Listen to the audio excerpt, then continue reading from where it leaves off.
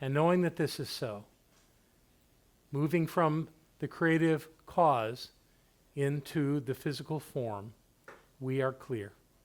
And we do what is ours to do, and all is well. And so it is. So it is. Yay. All right. I guess I'm on, right? It's on my face. Okay. It's good to see everyone this evening. What an interesting journey we've been on in this class. For those that don't know, all these classes are being recorded on the equipment in the back there and are available on our website. So if you've missed any of the classes, for it to really make sense and to have the value it's intended to have, you got to go watch those and do the exercises from those classes. So I hope that you all are doing that, because this is going to be just kind of piecemeal otherwise, because it is intended to all fit together. And in fact, I'm going to talk about that tonight. But before we do that, we're going to meditate. All right? So if everyone would somehow find a way to not be eating and to be as present as you can.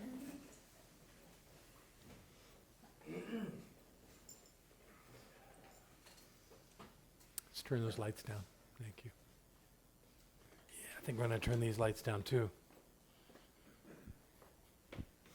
There we go. So just begin by relaxing. Just settle into your seat. Let the stress go. Life on planet Earth has stressors. It's not wrong. It just doesn't help right now. So however you can, relax your body. Focus on your breath. Then move gently with your eyelids closed, into that state of peaceful coexistence with all creation. Be with your breath for a moment. Allowing the air to come in and nourish your body, and then to release whatever is left and is no longer needed.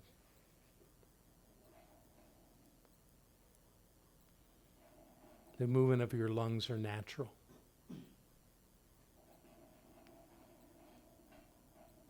Just like the drip coffee maker. It's all just natural things that are happening around. This being on planet Earth requires these activities around us and within our bodies. It's all perfect.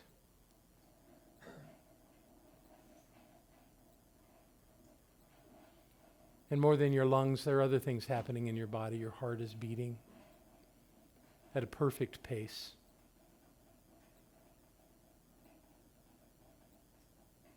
Your blood is moving through every vein and artery, every capillary, nourishing every cell in your body.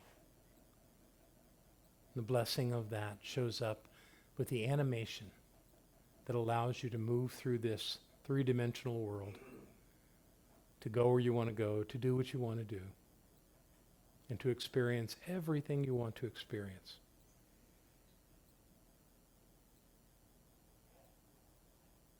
Just allow that cadence of movement to be natural and easy. Notice your chest and abdomen expanding and contracting.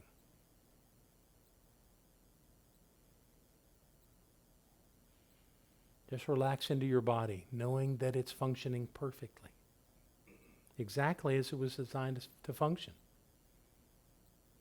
Doing exactly what it knows how to do without you doing anything. Now be aware of how your body is positioned in your chair, and how your feet are connected to the floor through your shoes. Take a moment to draw some energy up through your feet, out of the earth, and into your body. It's a very natural thing.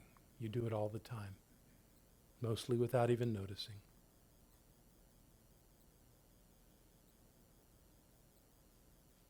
Now for a moment, put your hands over your heart. Just for a moment, to connect with that portal where you can feel the love that emanates and surrounds you and fills your experience of life. Be aware of your heart as it beats rhythmically within your chest. Now, as you return your hands to a restful position, observe any sensations of softness or firmness, coolness or warmth in and around your body.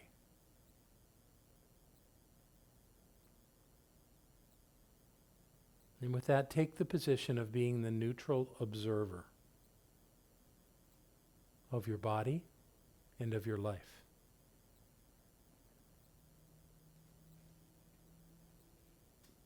As the observer, you are detached from your body and your mind and in a perfect position to create the unique perspective of witnessing your thoughts and actions without being engaged in them. From this perspective, you have optimal awareness of what's going on in your body and in your mind. This is the perspective that the great mystics and avatars, the wisdom keepers, used to deepen their understanding of life throughout human history. It's completely within the realm of your spiritual prowess to do this. As the observer of your life, you hold no judgment, you have no regrets, and there is absolutely nothing to worry about. You are simply here to observe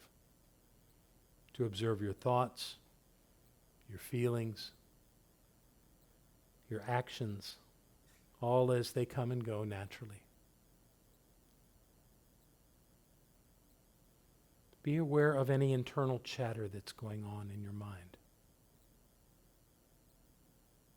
Don't engage, just watch and listen as your thoughts come and go.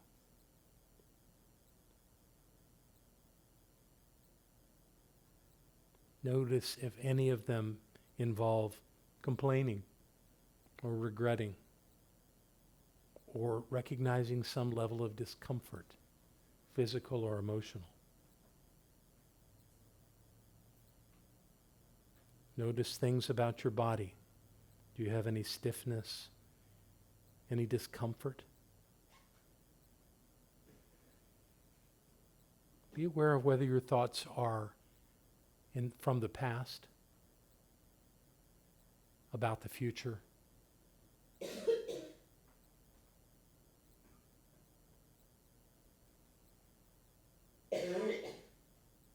Be aware of any physical reactions that you may be having that would influence what your body is feeling right now.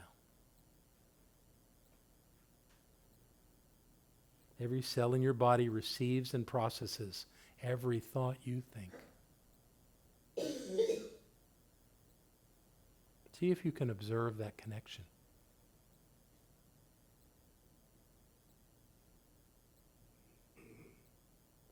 Be aware of your feelings, your emotional state, the energy that surrounds your body. Simply observe it. Don't engage.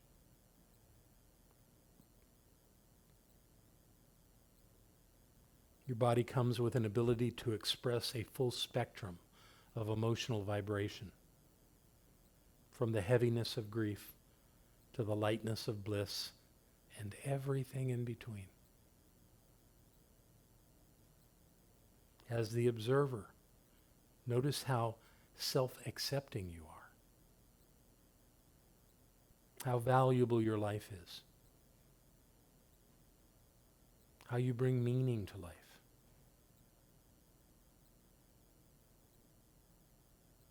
Be aware that whatever you are thinking or feeling, you're safe and you're centered. You know that you are a powerful, creative, spiritual being, and that you are able to overcome any challenges that may show up in your life. This is your time to expand your sense of self. It's the perfect time in your life to master your own self-awareness. This is the moment you claim your sense of inner confidence and self-assuredness. As you process these thoughts and feelings, accept what ideas come forth.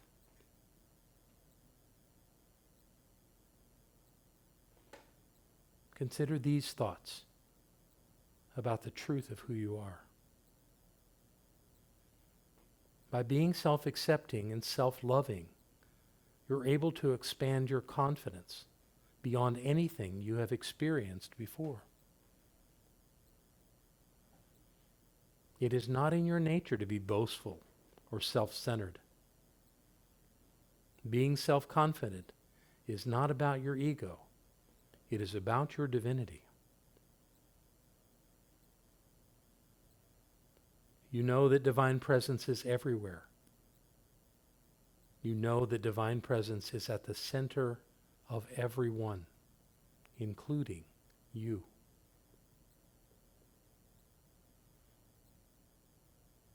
Your unique way of expressing joy and possibility is a sacred blessing in the lives of everyone you know and with whom you interact. Accepting this awareness is creating a powerful sense of self-confidence within you.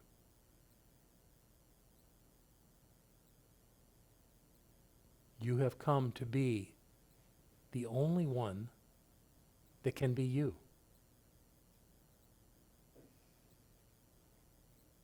Your uniqueness is extraordinary. It has value for everyone who is touched by the divine light that shines as you.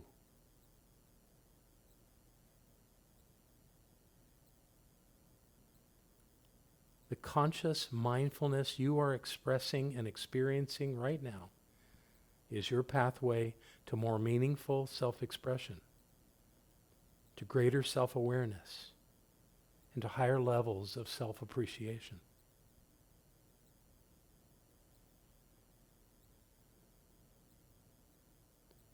As you continue to breathe deeply and effortlessly, embrace the idea that you are worthy of all the good, all the love, and all the joy in your life.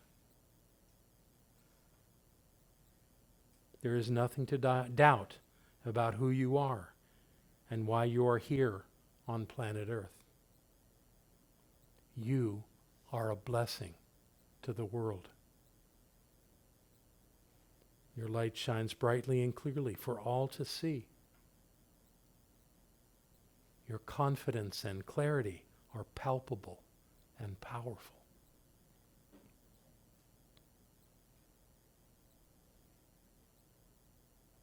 Now be aware of how relaxed your body has become as this process has moved forward. As you accept yourself more fully than ever before, your confidence will continue to grow, and you are destined to prosper and bring even greater value to life. Feel the sense of peace that dwells at the center of your being.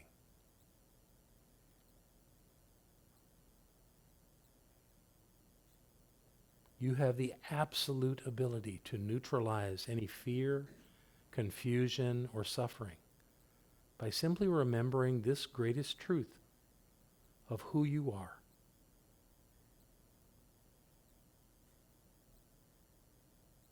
God is good. God is all. God is the divine presence that is awakening within you. With every breath, with every beat of your heart, you bring goodness to this world. Only goodness can come to you, and only goodness will follow you wherever you go.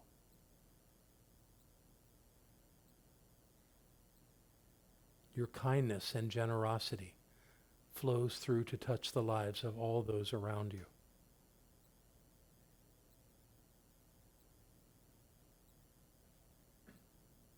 Take another deep breath and allow this good to reveal itself in the depths of your consciousness.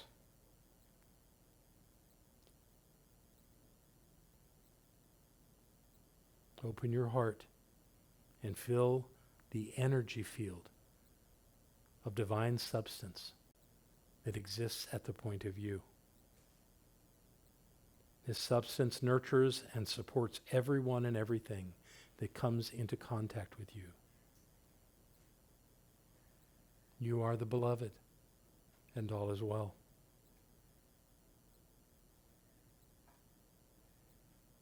This is the truth of you.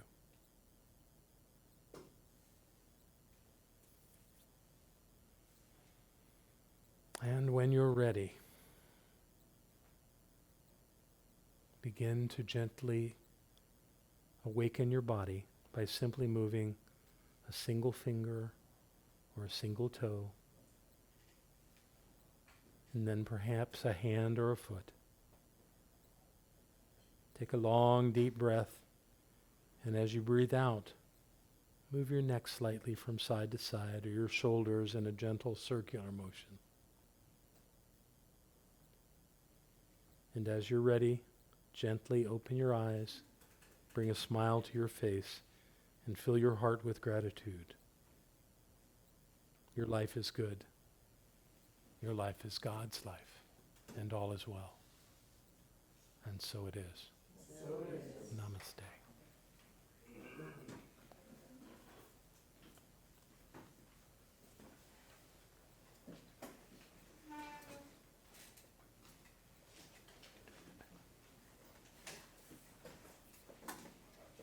Gentle. Let's leave it at that for a while.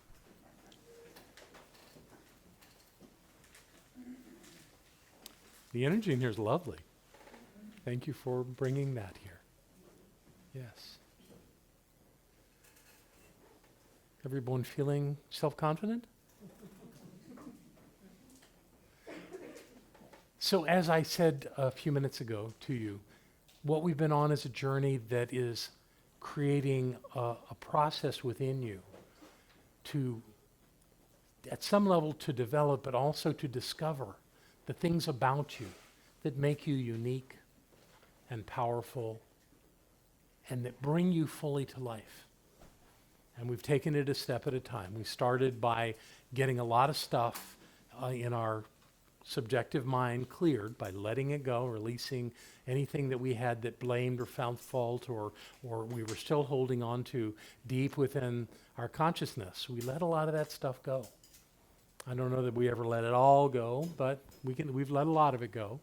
So that created a space for us to build something new.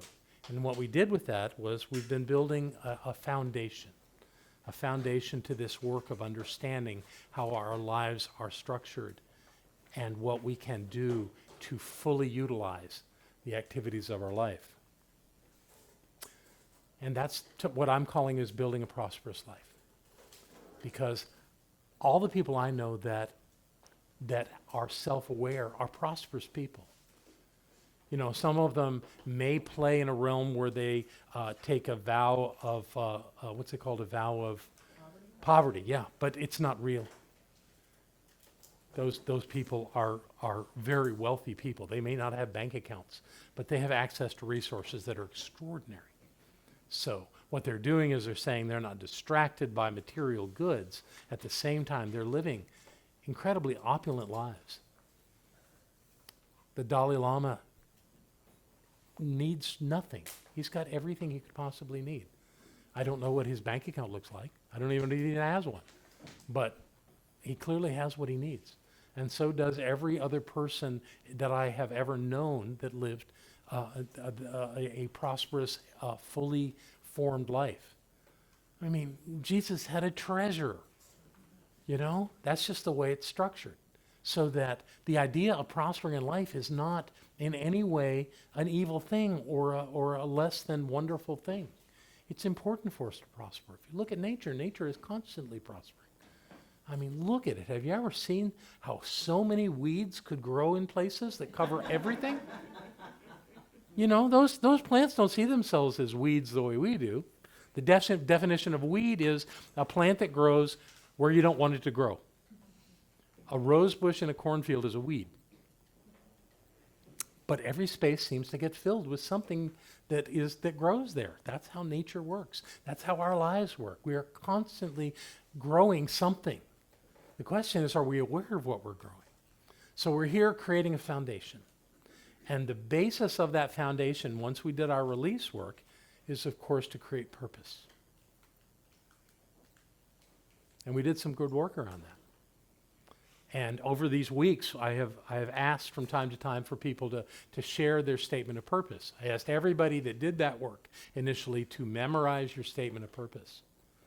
My purpose is to reveal and release the presence, the divine presence, wherever I am and in whatever I do. That's mine. So, what's yours? Who in the room hasn't shared that would be willing to come up to this microphone? Well, you don't have to come up. I'll bring it to you. Is this thing working? Yeah. All right, I'll be very gentle with it. Green light. Yeah, green light. Who wants to share their statement of purpose that hasn't already? Performance anxiety. Now, I know you did the work. Did you share yours, Judy? Yeah. Okay, so you did. Who else around here in this little group right here? Anybody not share theirs yet? Thank you. There you go. It'll feel much better after you've done it. My purpose is to brighten, celebrate, and appreciate life with authentic wholeness and joy. That's gorgeous. Thank you. That's beautiful. Wow. Spread love. I should simplify it. I don't know. My purpose is to spread love and happiness. Well, I don't want to burst your bubble, but I believe that love is ubiquitous. It's already everywhere. Our job is to be aware of it. Okay. If God is omnipresent, so is love. So what you're doing is revealing it. You're revealing love. Yeah, there you go. Good for you. Yeah, absolutely. Who else has not shared that I can convince to do that?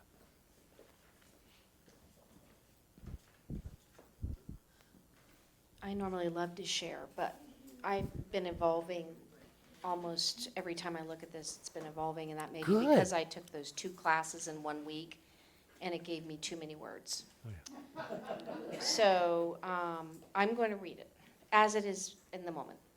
My purpose is to advance, facilitate, and foster change, growth, and self-determination for the benefit of humanity. Very nice. Beautiful. No one said you have to keep this statement exactly the way it began. I've changed mine over the years. You can change yours. But you got to have a starting point.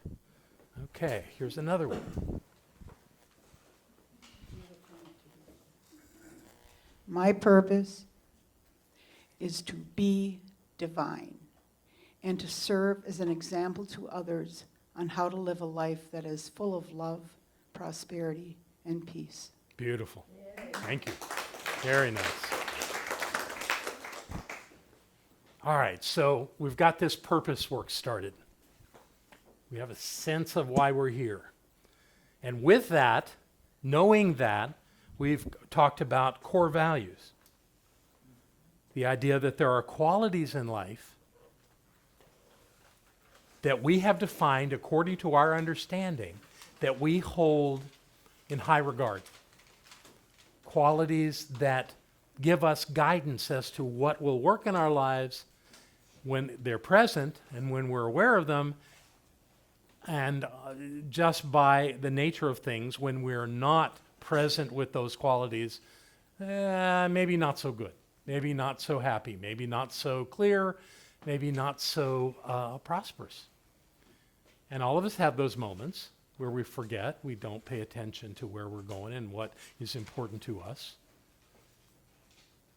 So we come up with these qualities, these core values, these central values in our lives that help us remember what's important. so good to know what's important to us. Because when we act according to these values, life works. So again, I want to ask who in the room would be willing to share one or two of their core values with us. Not all of them. You know, you should have somewhere between 8 and 12. Maybe more, maybe a few less, I don't know. But you've got them, and you've defined them by making statements that go with them that say every time. An affirmation followed by every time that allows you to know and demonstrate that these concepts are not foreign to you. They're not something you're striving for. They're there in your life simply by the nature of your living. You got something, Breezy? Okay. One or two. Appreciation and joy. What is that? We're going to do an affirmation. Oh, my affirmation letter. Yeah, that's what you're working on. Just not the core value, but the way you affirm it and then how you define it by the statements of every time. I appreciate everything in my life. Every time I see nature, my home or car, or interact with friends. I have joy in everything. Every time I create, sing, and dance. That's beautiful. That's great. Yay. Who else wants to share? You have a question? No. No, go, please. Before you said love can I say love? Of course you can say love. Okay. I would So- never stop you from saying love. Okay, so every time I come to CSL. Well, no, it starts with an affirmation. So what is the phrase, how do you affirm love? What's your statement before the every time? Give me an example. Well, the way we set up to do this was that we have a value and we create a short statement, an affirmation that affirms that value. And that's followed by the every time. So I feel, every time, okay, I feel love. I feel love. Okay, I feel love, okay. And every time I come to CSL, I feel it. Okay, so I feel love every time I come to CSL. When else do you feel it? Oh, I feel it every time I cook for Adriano. Fantastic. You got more? Getting more every time's there? Every time I hug a friend. Hey, that's how it works. There it is. That's what you're doing. Okay? Good. So create your, very nice, very nice. So for each of the values, you create that short statement. Right. And that's what you're saying you're affirming by every time you experience those exact things. And probably 1,000 others, but those you'll put at the top of the list. Who else wants to give this a go?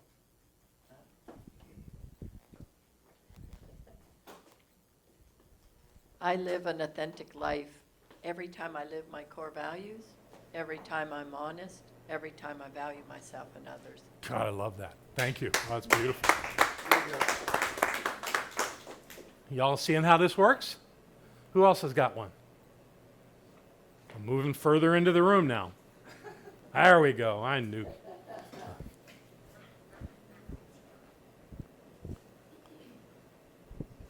So I am learning something new every day when I challenge my beliefs and open my mind to new knowledge. Yeah.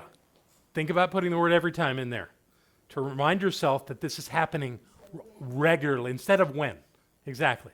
So not every day, but every time. Well, read it again. Read it again. Make sure I get this right. I am learning something new every day Okay. when I challenge my beliefs and open my mind to new knowledge.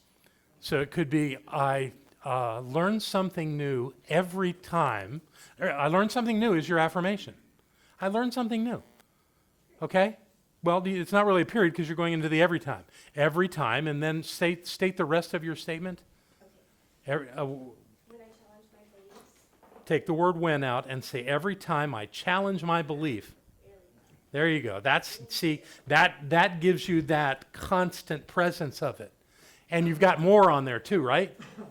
Yeah, so that's how you, if you structure it that way, you've got no blocks to it. You know, this is what I'm doing. It happens every time. You know? Good. Anybody else want to give it a go? This is good. We want to play with this.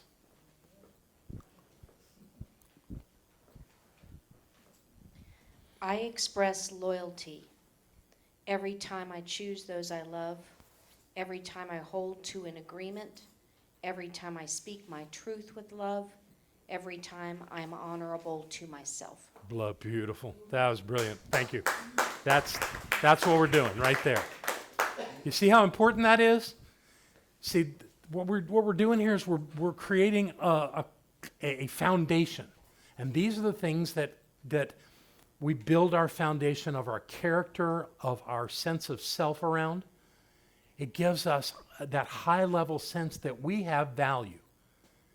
We have values, but that means that we are valuable because we're bringing those to life, to our experiences, to everything that we express. And by doing that, we have an outcome that makes a difference in the world. I believe we're all making a difference in the world as it is, but we don't remember that. We don't live with that understanding, and thus we think that we're somehow fallible or that we've failed or that we've fallen short. And we don't remember that we're on this great course through life that to where we're really making a difference. And these things help us remember that. So continue to work on these statements and make sure that they're powerful to you. Make sure that they're really resonating with you, that they're saying who you are. Let them feel lofty. Let them really become alive in you. Yeah, that's what I want to say. All right, so we did core values. After that, we did this thing that we call a personal pledge. Who wants to share their personal pledge with the room? Did we do that last week? Yes. I no longer indulge in the debilitating act. Was it 2 weeks ago? Okay. Yeah, okay. Just feels like 2 weeks ago. I no longer indulge in the debilitating act of, which in the past I used to instead, and filling in the blanks makes it completely yours. Who would be have the courage? Here we go. There we go. I no longer indulge in the debilitating act of self-doubt and self-judgment, which in the past I used to hide my light, stay small, dependent, and lackful. Instead, I celebrate the awesomeness, the fullness of who I am and have always been and always bring to every encounter. Ooh. That gives me chills. I love that. That's beautiful. Thank you. Who else? Who else wants to share theirs with us? It's gutsy to do this. I know. It's making you vulnerable. Okay, let's Lori. Oh, Lori's going to hand it to. No, go ahead, Lori. Okay. Yeah. I no longer indulge in the debilitating act of self-criticism, which in the past I used to tell myself, you are not good enough, and keep myself small. Instead, I acknowledge myself as a powerful, talented expression of God. Brilliant. Yes. Beautiful. Yeah, that's it. I no longer indulge in the debilitating act of self-abuse / sabotage, which in the past I used to make excuses for my shortcomings. Instead, I honor myself every day in every way by being grateful for who I am and what I've accomplished. Fantastic. The one little piece in that caught me that I want you to think about. Make excuses for my shortcomings. You have no shortcomings. I felt like I did. Well, you did, but look at how you say that because you're kind of saying there that you had shortcomings. So, which I used to live in the illusion of shortcomings, something like that. You know, because you don't. You have no shortcomings. You know, we're all unique in our own ways, and not everything resonates with every person. But that doesn't make it short. That doesn't make it less than. You're not less than in any way. I'm still trying to get comfortable with that last statement. Good. Oh, and you should. If it's real, you should be working to get comfortable with the instead, because that's the new you. That's what you're committing to. You know, and when you speak those words in this room, we're your witness, but the person you're promising is you. So we're just here being observers. You're the one that's actually going to make this work in your life. Good for you. Anybody else want a shot at this?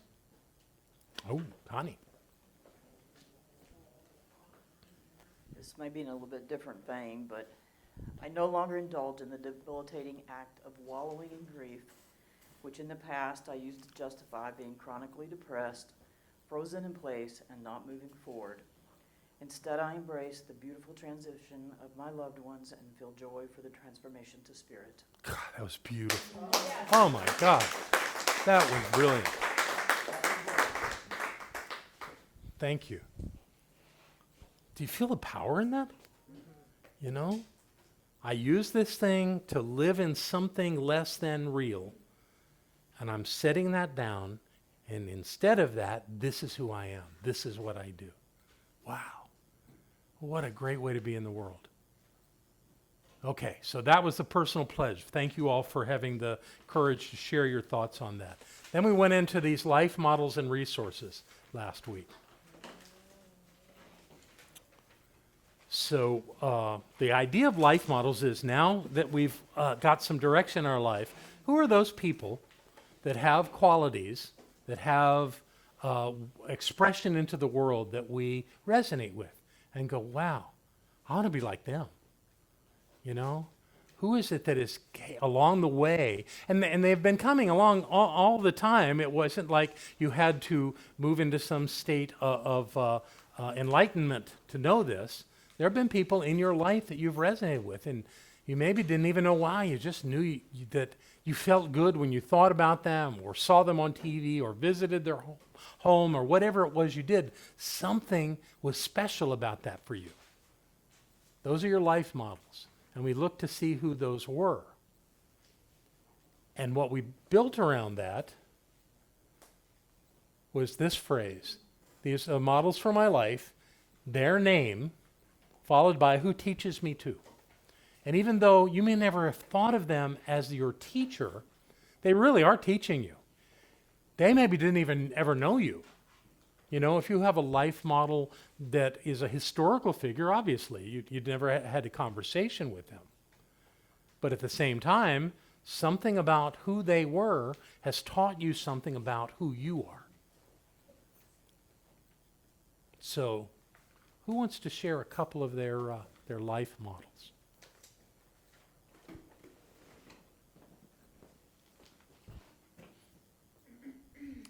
Lisa Rowe, who teaches me to give and receive gently. And Jenny Summers, who teaches me to love my intelligence. Oh, very nice. Beautiful. Yeah. You probably don't know those two women, but they were members of this center, and they were powerful people. Okay, you have a question?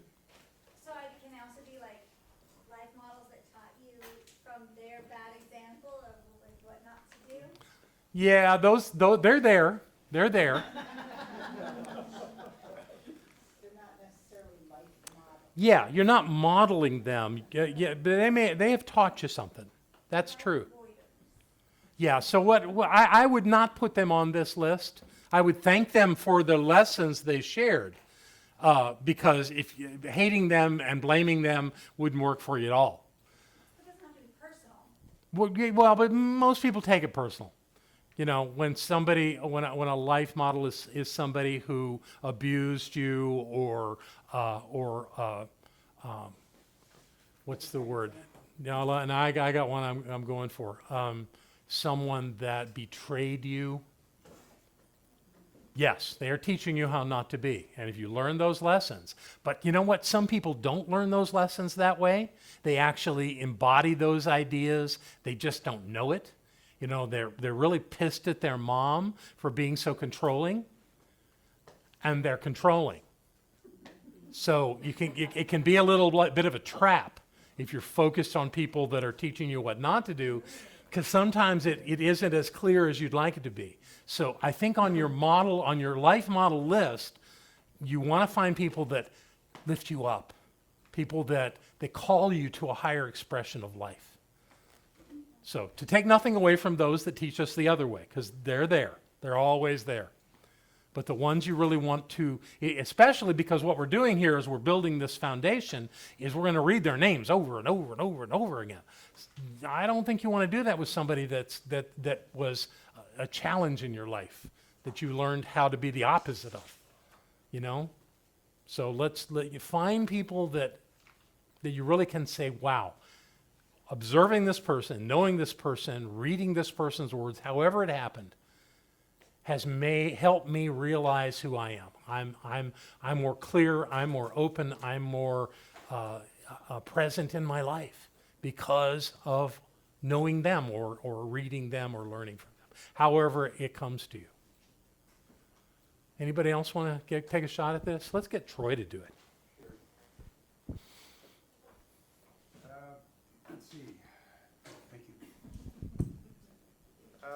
I chose Jimi Hendrix who teaches me to embrace imagination and never be a slave to the status quo. That would be Jimi Hendrix.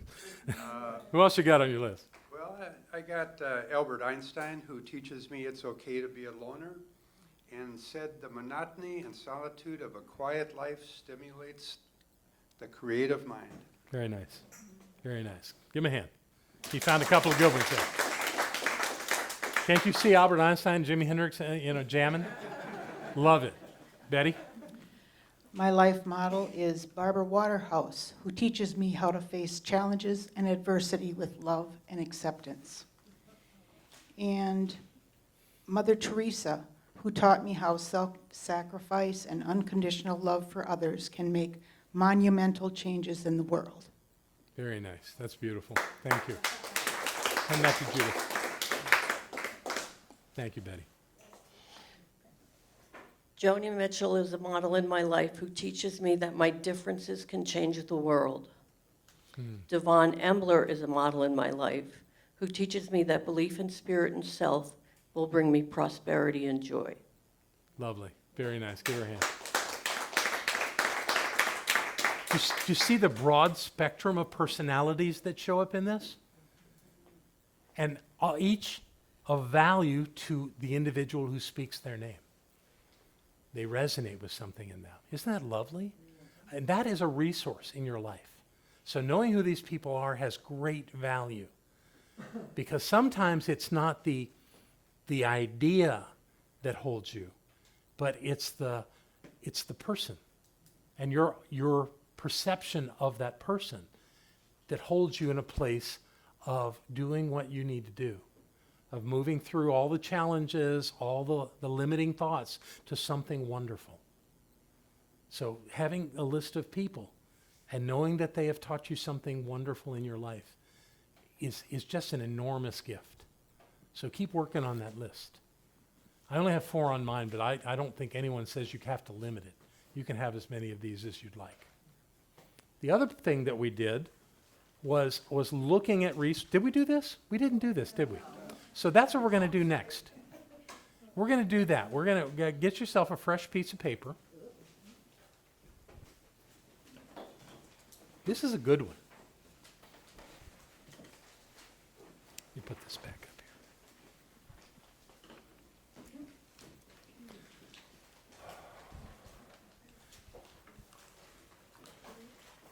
here.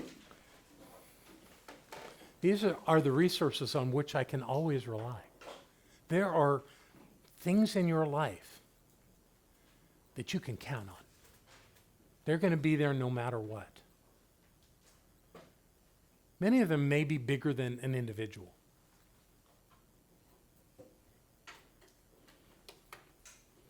And as you know, I don't want you copying mine. At the same time, I'm going to juice you a little bit by reading some of mine, just so you can get a sense of how you may want to organize this.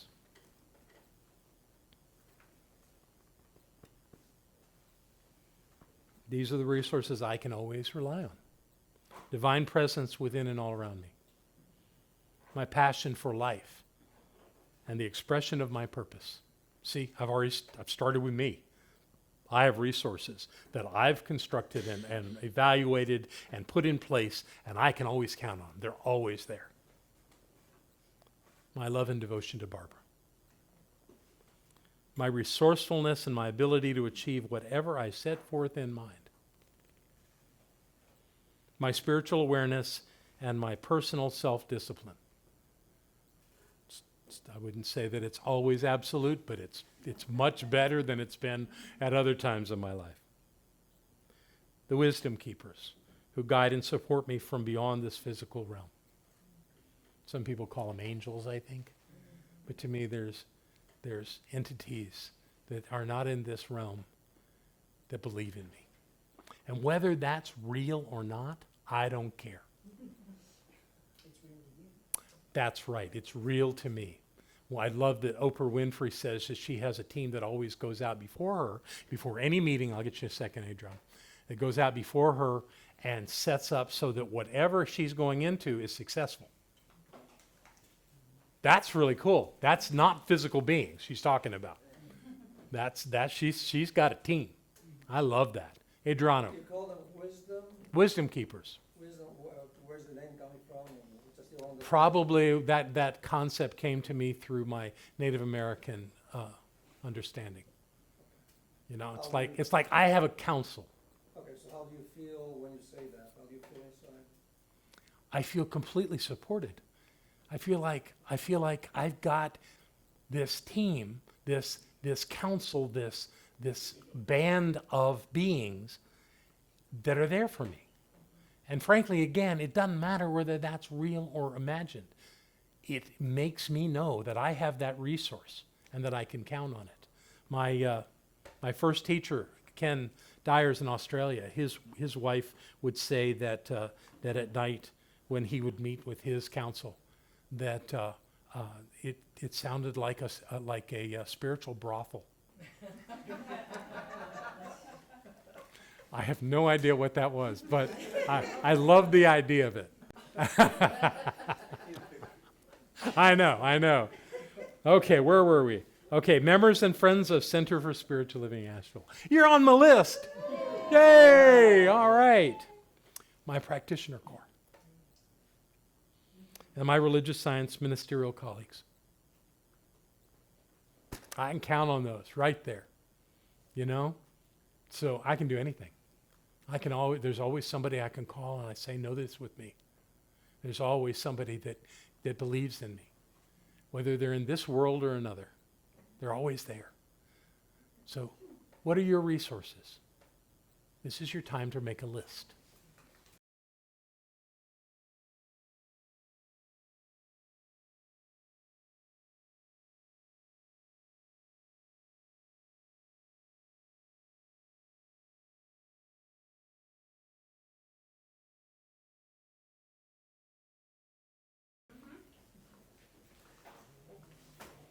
So the gift you've received tonight, you've done a couple of CDs, and I thought it was time to do something else. So these cards were all written by Edwin Gaines. The way I use cards like this is once a day, I'll just pull one and see what it says.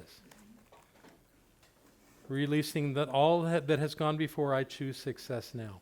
That's good advice. And if you read one and just let it resonate with you, you'll get something out of it. And if you pull the same card again, then you missed something the first time. And it's time for you to read it again and rethink it. So put these somewhere where you'll be reminded to take a peek. But I understand the CDs are doing some good work too. Brian, what's going on with you around that? Yeah, Hang on one second. Let's get this thing on the... You don't have to stand up or anything. Just talk into that. If anybody... go through the trouble to find a CD player because I didn't think I even had one. And I randomly opened my glove box and there happens to be one in my car. But anyways, I listened to the CD on repeat for the last 2 weeks now. They're that good. And she dropped some nuggets, whatever resonates with you. For me, it was tithing. I just didn't understand what it was. But she has so many, it's worth a listen. I would invest the time and even buy a CD player if you have to. And I would not say that if I did not. Because what are CDs? Like what? So anyways, yeah. Sounds like good advice. Thank you, Brian. So that task was to look at the resources in your life. How'd it go? Did some things pop that you maybe didn't get right away? Good. Fantastic. All right. Don't think that you're done tonight because you've started that list. There's more to put on that list. I'm glad you shared that because I have listened to Edwin's whole 12-hour Right. CD thing while on trips and stuff, and he just reminded me that Edwin is the reason why I tithe. Edwin's amazing, truly. To tithe, and I remember coming here and starting here and not tithing until. Oh, okay. No. You got to put this on the tape. Start over. And why don't you get on camera, too? Just come up here and tell these people. Okay. So I haven't thought about this for a long time because I've been coming here quite a while now. But I've never belonged to a church before this other than the one I was baptized into. Didn't feel compelled to do that. Didn't attend a church. And this occurred to me too, John, that I started coming to this church because I was trying to have children and somebody brought me here. And those children are now the ones that bounce around on your stage. And it only took 10 years. I don't know. But indirectly, then, those children brought me to this center. Mm-hmm. And now I bring them to this center. And at some point, right shortly after I came here, I basically got ousted from a job. And not because, it was a long story, but basically it was like, you can do this on your own, but it felt like rejection. And I was starting this business and I was scared because immediately in my turmoil, my caseload dropped. And it, by the way, it did that again this spring when I got ousted from an office. But my caseload dropped and I was scared about money. And Edwin came here and spoke. And I was going to ask you if she still does that. But she came here and spoke. And I remember addressing with her like, I'm writing these checks, but I don't really want to. And she's like, honey, you don't have to. It's fine. You don't have to. Just don't expect the money to keep coming. And I'm like, okay. So what happened is I was sharing with her that I would write the checks and I would give them to the center and they would cash them. And within 24 to 48 hours of writing the checks, I would get an equal or greater check in the mail from the insurance company, which you know is a miracle. Okay? So Edwin is the reason why I tithe. And I didn't believe in it until then. I just thought it was something churches had to do to keep going. Okay? So find a CD player. Very good. Thank you. No, actually, Edwin is retired, something that I've got to learn to do, and having a wonderful life. If you ever happen to be in Baton Rouge, Louisiana, she sometimes speaks at the Unity Church there. Other than that, she is really retired. And we've got all her inventory. And you have some of it now, too. Yay. And you can get her thing on YouTube for people who aren't in the room receiving CDs. You can watch her do her thing on Yeah, she has several YouTube videos that are Edwin. They're amazing. Wonderful. Excellent. Okay. So we have a list of resources. We've begun creating a list of resources. Please don't see that as complete tonight. But I would like to know if there's anyone in the room that feels comfortable in sharing their initial list. Anybody willing to do that? Oh, fantastic. I'm Thomas, everybody. Thank you, Thomas. These are the resources in which I can always rely. Myself, it doesn't get done without me. My archangels, Michael, Shamuel, Raphael, Gabriel, Metatron, and Sandalphon. The other part of my team that are travelers, those that travel to and fro into the universe and bring the universe back to me. The other part of my team that are my guides, protectors, and guardians. Those that walk with me daily, give me the intuitive nudge when I need it, and open the doors to the thresholds of the betterment of my life when I approach them. Good start. Fantastic. Get something on that list you can touch. Okay. All right? Yeah. Did you say your name is We Michael? don't need to go into that. That's my archangel. I'm Thomas. You're Thomas, okay. So Thomas inspired me to talk about my spirit angels, who I meditate with every single day, every single day. Zachiel, Raguel, Michael, I don't know if it's the same Michael, you know? Yeah, Samuel and Ariel. Those are my guide, those are my hosts that I say precede me before any endeavor that I'm about to go to prepare the path. Attend alongside me to ensure excellent execution and follow after me to fix all my flippin' flaws. Because I got a lot of them. I got a lot of flaws. So thank you for sharing that, because I wasn't going to share who my angels were. Well, but that's very personal. You know, you it's get very personal, Yeah. very personal. But these are the other resources in which I can always rely. My solitude. Every morning, I claim that time. Good for you. Just for myself, and it empowers me to remember who I am, why I'm here, and to self-reflect on living a purposeful, authentic life. Another resource in which I can always, I won't give all of them because I have a list, but my loved ones, the ones that are living here now and the ones that have transitioned. So I do have some that I can touch. Yeah, there you go. But they know me, they love me, they are always with me, maybe not physically, and they believe in me despite my failures and flaws. And then one more that I'm going to share with you is my own soul. I have to remember to quiet my ego so that I can listen to my soul, who always guides me. There you go. Very nice. Give her a hand. Okay. Well, both have inspired me. My name's Ken. My divine sense of inheritance. Very nice. Very nice. It's always been there with me. And it's with all of us. They want to hear you. Sorry. My divine inheritance. Good. My entire life have fallen on that. We're not from here. We're just visiting. And That's beautiful. Yeah. And it's true, that which is divine has much more value than anything in the physical realm. You know, anything material can be depleted. That can't be. You can't run out of that. Substance is infinite. Anybody else want to share off their list? All right.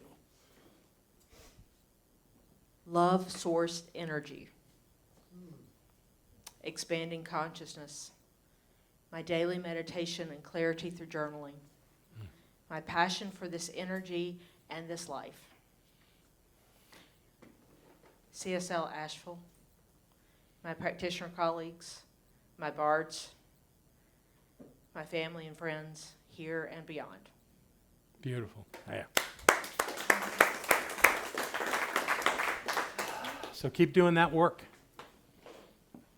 Thank you for getting that started here. So let's get back to the idea of building this prosperous life. So this right here, this is the foundation of what we're doing. If you've done that work and have those resources and values and a clear statement of purpose, you have the foundation to build the prosperous life. But you know, if you're going to use the metaphor of a foundation, you got to have a roof. What's the roof? It's our desired outcomes. I don't like the word goals. I'm not sure why. I guess because some people say that you can not achieve goals. But we all have outcomes. They're not all desired. I don't know anyone that can tell me that every outcome in their life was one that they consciously wanted to have. But we create all the outcomes in our lives. But the ones we need to focus on are the desired ones. The other ones are going to come anyway. They just are. That's part of life. And it's not that life is doing something to us, but there are parts of life which I've learned from Barbara's stroke and from her challenges with cancer that this is part of the process. This is part of life. The things happen. They don't happen to us, they happen through us. And none of it is bad or wrong. And if you ever want to know that, sit down with Barbara and she'll tell you. So she's been this great teacher for me in that way. And I just won't find fault in her path or mine. I have in my life many times found fault, but it didn't help me, and it was a lie. Because I've always been on my perfect path, doing exactly what I needed to do to wake up and to be who I've come to be. It wasn't always easy, but I found that when I started looking at what I really wanted and put my attention and energy into that, I got more of it than I did otherwise. Because if you don't have an idea of where you're going, how are you going to get there? So we call them desired outcomes, these things that we're calling into our lives. And there are elements of this that I want to share with you that help this thing work. There are 4 pillars. There are 4 basic structural areas of your life in which everything exists. And I call them the pillars of life. And once I share them with you, I will probably again say that I've not found anyone that can tell me something in their life that doesn't fit into at least one of these pillars. Many of them fit into more than one. However you want to perceive the things that are the elements of your life, but they come into these four areas. So they are health. Which kind of health? Well, physical health, emotional health, mental health, financial health, however you want to describe it.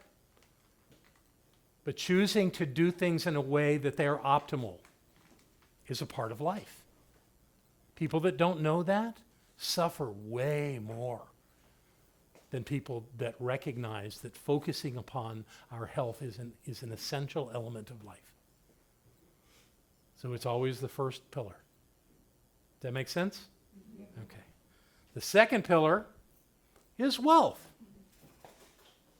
Now, not everybody in the world agrees. Like I said earlier, there are claims of poverty as being the holy way. I don't believe it. I believe that having a sense of abundance in our lives is essential to living a meaningful life. Well, and it means more than money, too. Well, of course it means more than money. Prosperity transcends money. It's about every element of our life. So, again, we've got something here, the idea of wealth or prosperity that speaks to how whatever we want it to be. Okay? So the way I look at wealth is the more you have to give. And there have been many very wealthy people that saw that the more that you have, the more you have to give. And see that as moving forward as the glass half full and filling up. Rather than to find some sense of lack or something missing. When we focus on the idea that something is missing from our lives, we just expand the thing that's missing. We just get more of it. More pain, more struggle, more problems, whatever. If that's where our focus is, that's what we get. Whatever we perceive is what we create. That's how it works. So the idea of wealth is broad-based, and it covers a lot of stuff in our lives. So the idea is here, it's our job to be wealthy on many levels. The third one is relationships. Well, you could say, well, you covered that in health. Well, yeah, but relationships are essential because we are not here to do this ourselves. We do this thing called life in community. Many people have different ways of defining community, but certainly this place is a community. And we are here to support one another. We are structured to support one another. All those pictures on the wall over there are people that are dedicated to support anyone that asks them to support them. And they paid good money to take classes so they could do that. You'd think that that's contrary, but it really works. It really works that when you're willing to invest in this idea of giving to others, it pays off in your life. It has to. So however that works. And we have other people in this room right now that are deeply committed to serving this community in all kinds of ways. Standing at the front door and hugging people, playing those sacred bowls on Sunday morning, receiving the abundance of the community with the passing the baskets, working in this kitchen. That's big. You know, it's in Scripture, feed my flock, feed my people. And that it certainly means spiritual, but it physically as well. And I have to tell you, Lori, that is perhaps the best meal that has ever been served at this center. Thank you. Thank you. And I got that information from my wife. She loved it. Yeah, so... Yeah, she absolutely loved it. So thank you for, and it, yes, it was the elements of the food, but the energy of its preparation was exquisite. You could feel it. And I think everyone received that reverently. And it really up-leveled our community. So thank you. Yeah. Yeah. What about damn helpers? I can see your wings growing. Oh, we could play that in so many directions. You guys were in the kitchen working. Renee is in charge of the kitchen. She's the team leader or the circle leader for the kitchen. That goes on and on. But there's an infrastructure to this community that makes us strong and in service to one another. And what I would say to you is that if you want to get the most of this community, find a place to serve. Find a way to give more. I mean, it's lovely that people come in on Sunday and put a check in the basket. Thank you very much. But there's more to get here. And there's a list of things right over there. There's the board of service circles, ways that you can be of service in this community. Their contact information. Call that circle leader and ask to join their circle. Or just come and test it out. See what you think. There's all kinds of ways to do it. And those that I mentioned are true. And I have to put it out again. We need a kids program.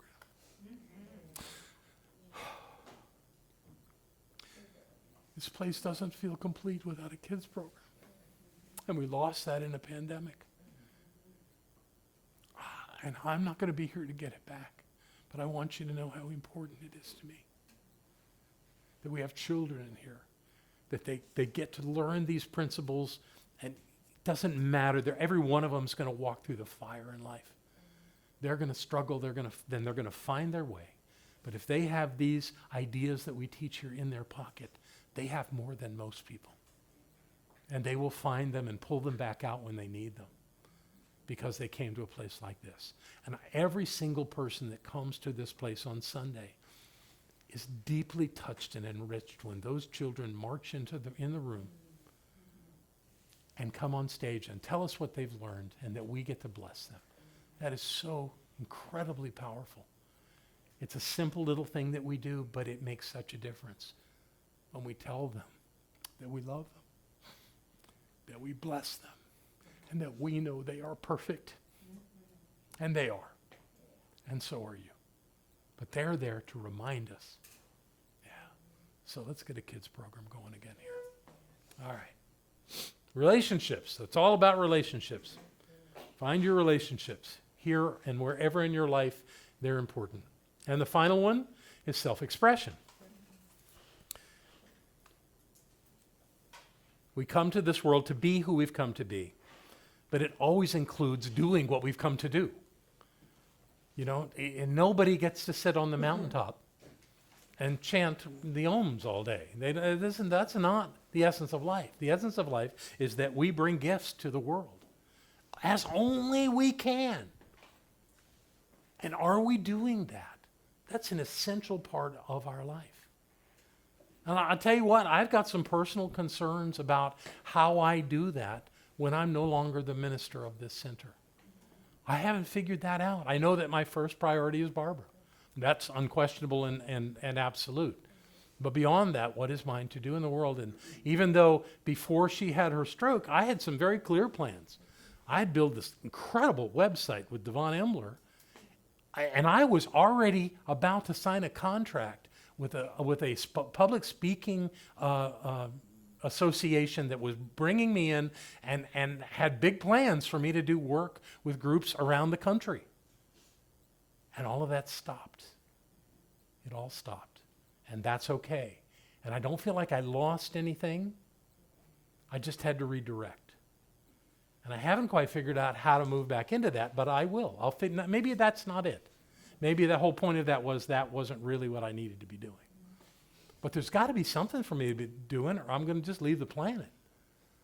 So that's my work right now, is what is my self-expression following being here?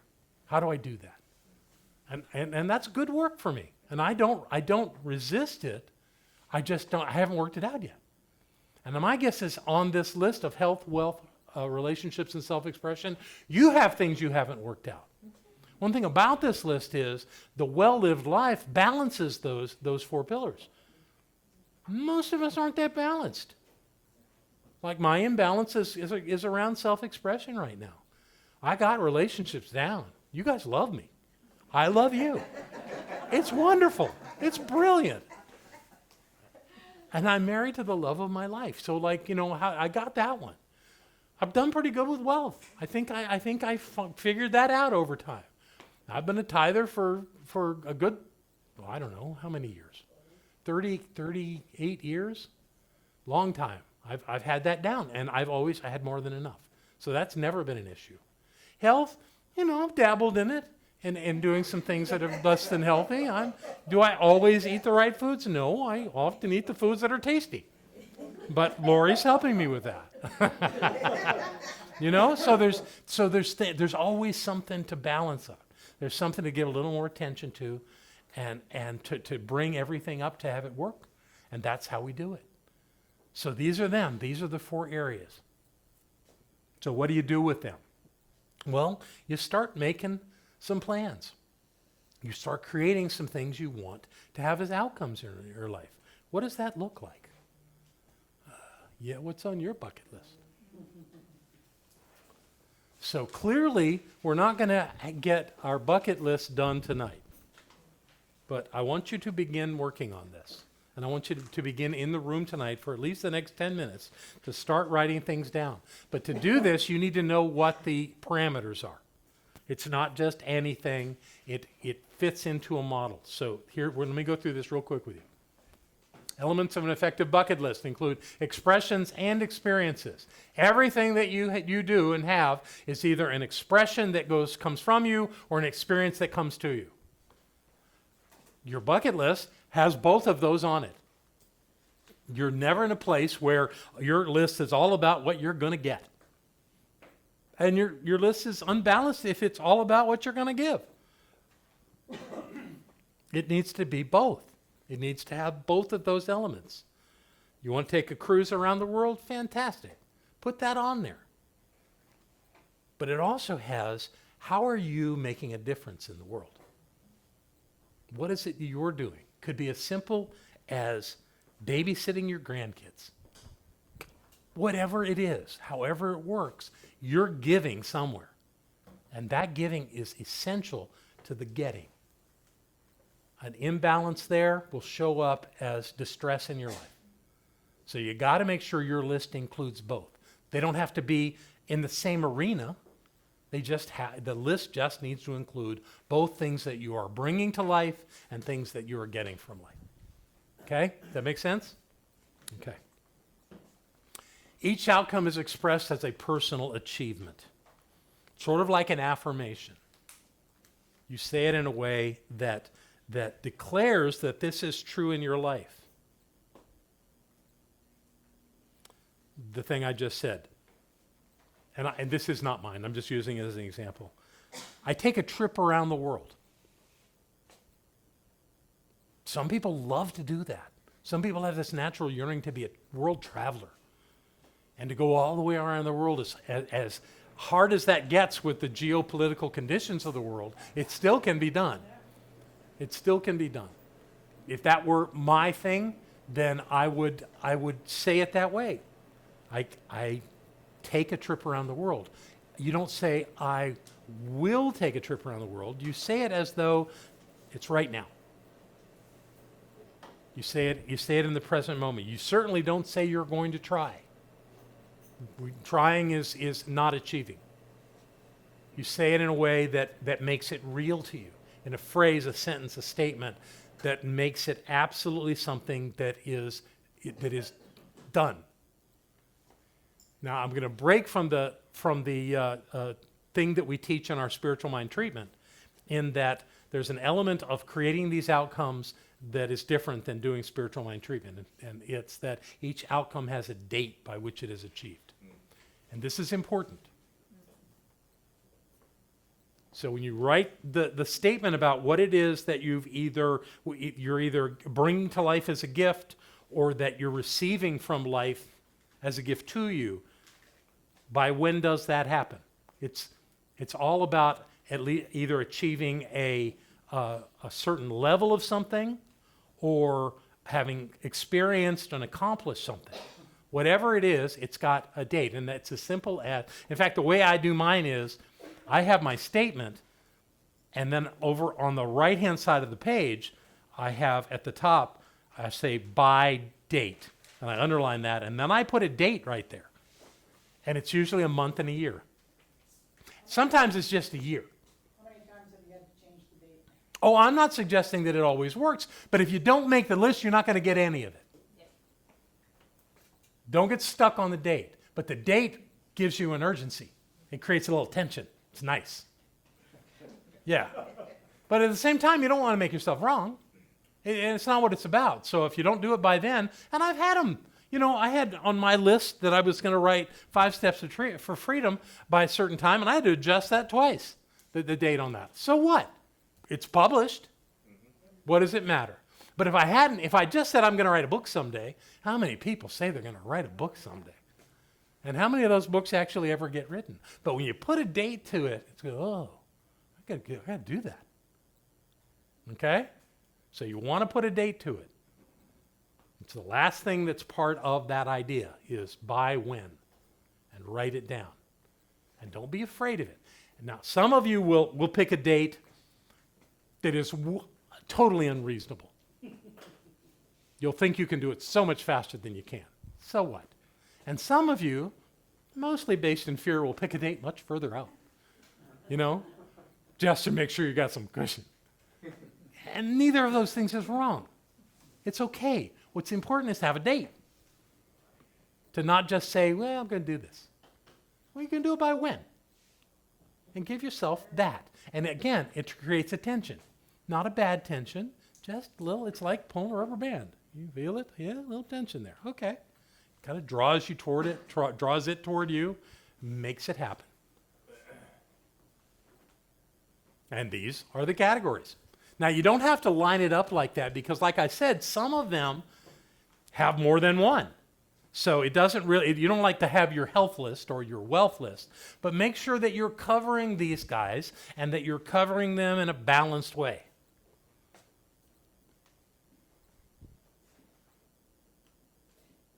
Is there a minimum number you're going for? Oh, please. I really don't want to talk about minimums. That is such a limitation. Don't be minimizing. Don't think in terms of minimums. Think in terms of your life. It's a bucket list. Remember what that means? What you want to do before you kick the bucket. What do you want to do before you leave this life? Please don't think in terms of minimums. Don't do that. Don't do that to yourself. You know? And could there be some things on the list you never do? Sure, why not? But there will be things on the list that you will do because you wrote it down and because you referred back to it on a regular basis. That'll keep that tension alive. So bucket lists. And we have virtually no time to work on that tonight. So I think what I want you to do is to take these elements with you. Now, I tell you what, write 2 or 3. Let's just bang out the ones you just know. You don't have to think about. Just write down 2 or 3. You know what you're here to do.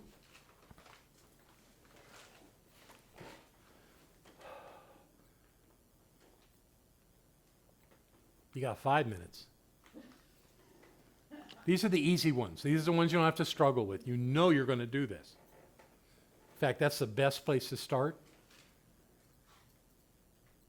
because you're already planning to do it anyway.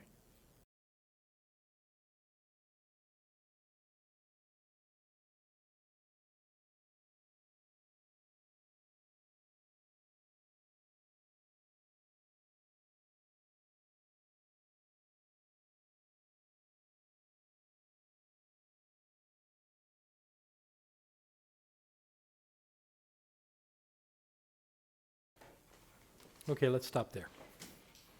So here's what's going to happen over the next week. Some people in this room, not you, but someone sitting near you, is going to close your binder tonight and not open it again until next Monday. You're making it really hard on yourself if you do that. I want to invite you to really spend some time with this over the next 7 days, to work on your list, to start refining it, to start thinking about things you haven't thought of before, to sit in contemplation and let things be revealed to you that are important for you to bring to the world or to receive from the world. This is a masterful process that takes time. It doesn't happen in one sitting. You can't do it that way. What you'll do is you'll write these things down and you'll set it down and then you'll pick it back up and you'll read it and you'll go, that's not quite it. And you'll refine it, or you'll change the date, or you'll rethink it somehow. And it'll start really being crafted in your mind. And the cool thing about this is, it just completely based in our philosophy and in the idea of metaphysics, is what you're doing is the creative process. You're creating it by giving it form and dimension. You're taking it to the realm of complete thought, which then becomes the realm of something in physical form, an experience, an expression, whatever it is. You have to work it. You have to think about it. You have to evolve it within you. It's not happening on the paper. It's happening in you. So do that work this week. And we're going to go back into this next week, and there are other things to do with this list that we'll do. But even if you work every day on this list, you will bring what you've got back into this room next Monday, and there will be things to do with it. There will be things that you didn't see yet that we'll do together next week. And like I said, if you don't pick it up during the week and you close it tonight and open it up next Monday night, you're going to basically have to be working double time from everybody else. Okay? So I encourage you strongly, spend some time with this week and see what you can learn about what's left for you to experience and express in this life. None of you are that old. You've got lots to do yet. We all do. Okay? All right. There's always eternity. Yeah, we're going to keep it on this round, though. So if you would, take out what you're going to give. Maybe you've already got it out. Maybe your envelope's been sitting there next to you the whole time. Whatever works is perfect. And I ask that you know with me that this creative process is dynamic and beautiful and powerful, and that every time that we participate in the flow of energy and in the flow of spirit, that we are enlivened and lifted up. And I know that these gifts that come to this center tonight are blessings. They're blessings in the life of this center, and they are blessings in the life of the giver. So whatever it is that's being given tonight, I know is blessed. And I know it makes a difference in so many ways. I know that this community grows stronger every time we meet, and that what we do makes a difference in our lives and in the world. And I simply let this be true, my heart wide open with gratitude, and knowing that all there is love. And so it is.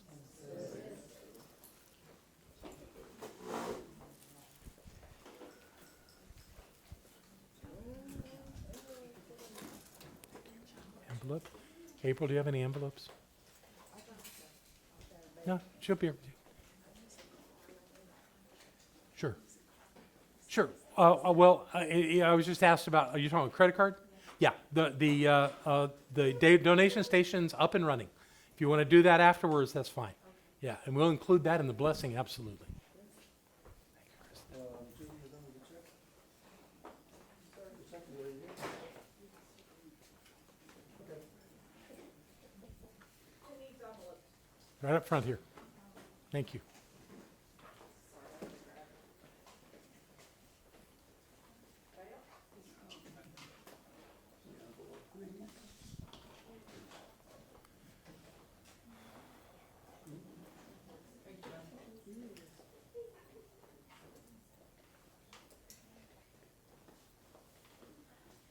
Thank you.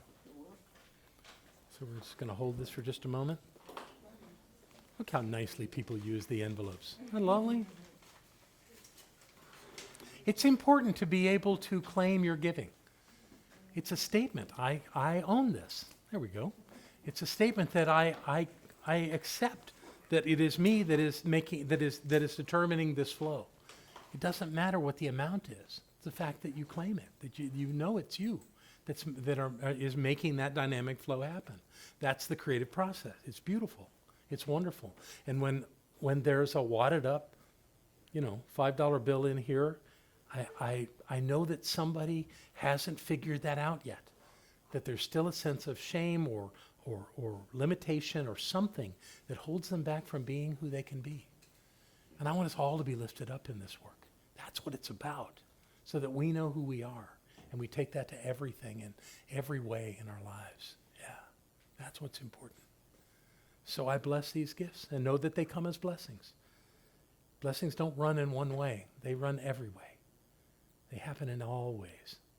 And I know that this center is blessed because of each one who comes here and listens and learns and participates and gives, because that's who we are. And we are awakening more than ever to the Spirit presence within us, for it is who we are. And with that knowing, I simply let this be in gratitude and love. And so it is. Thank you, everyone. Have a fantastic week.